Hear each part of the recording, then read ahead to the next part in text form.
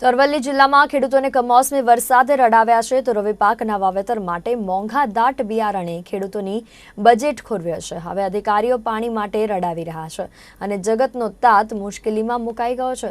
મોડાસા તાલુકાના ભવાનીપુરા, રસુલપુર સહિત લીંબાઈ કંપા પંથકમાં ખેડૂતો વરસાદ આધારિત ખેતી કરે છે।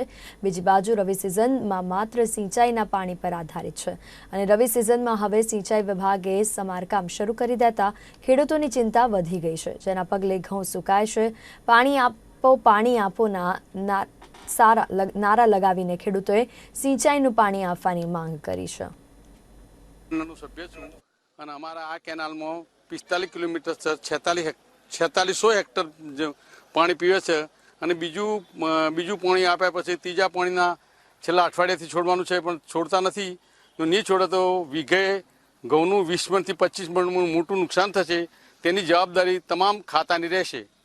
અમારે આ મેશ્વો બગાયત મંડળના 6 થી 7 હજાર ખેડૂતો હોય અને 4500 થી 5000 હેક્ટર જમીનનું પિયત થાય રહ્યું અને આમાં બધી જ જાતના ખેડૂતો છે, નાના મોટા, કોઈ 2 એકર, કોઈ 1 એકર હેક્ટર।